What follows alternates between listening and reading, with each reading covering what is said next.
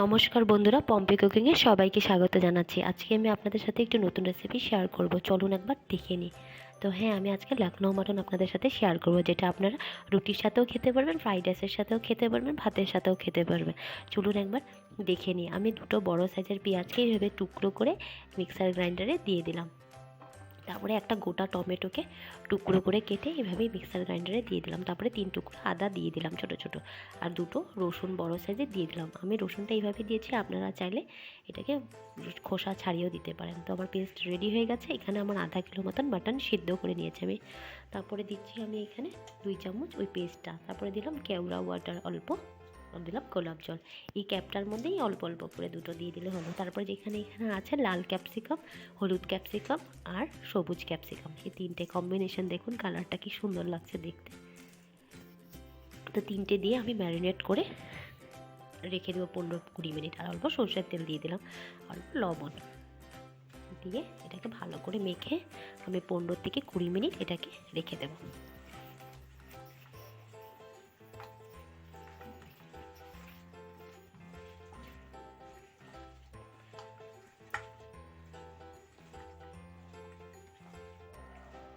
তো আমার মাখা কমপ্লিট হয়ে গেছে।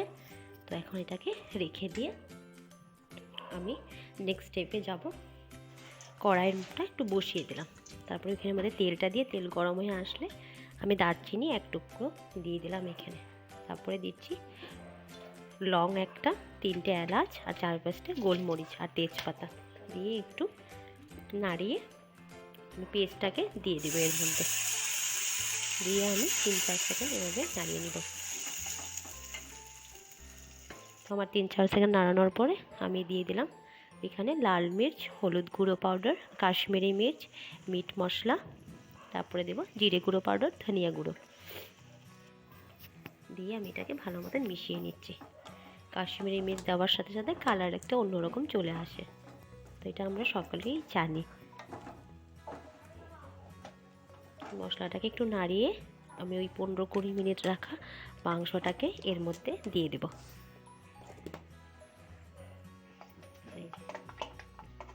এটাকে দিয়ে ভালো মতন মিশিয়ে আমি কষিয়ে নিব ভালো করে।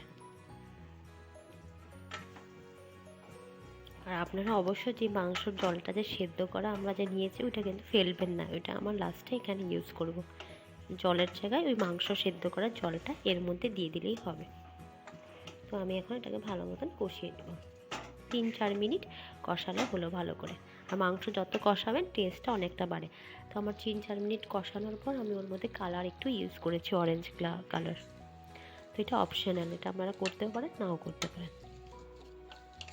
যেহেতু আমি লখনৌ মাটন দেখাচ্ছি, তো আমি প্রপারভাবে আমি দেখাচ্ছি আপনাদের সাথে। তো আমি এখন 2 মিনিট মতন লো ফ্লেমে এটাকে রেখে দেব। তো আমার একটু জল ছেড়েছে, 2 মিনিট পর আমি এটাকে উঠিয়ে দেখলাম, তো আমার মাটন থেকে একটু জল ছেড়েছে। তো আমি এটাকে আরও 1 মিনিট মতন এভাবে কষিয়ে নেব। আর একটু লেবুর রস দিয়ে দেবো, ছোট অল্প একটু দিয়ে একটু মিশিয়ে আমি 10-15 সেকেন্ড মতন মিশিয়ে আমি জল দিয়ে দেবো। এটা ওই মাংস সেদ্ধ করার জল। জলটা দিয়ে আমি ফুটিয়ে নিব আরও 3-4 মিনিট। যেহেতু আমার মাংস অলরেডি সেদ্ধ করা আছে, তার জন্য আমার বেশি সেদ্ধ করার দরকার নেই। দেখুন অনেকটা রেডি হয়ে গেছে। এখন আমি এর মধ্যে শাহি গরম মশলা দিয়ে দেব। এরপরে দিয়ে দেব আমুলের ক্রিম উপর দিয়ে, সামান্য আমি আমুল ক্রিম এখানে ইউজ করলাম।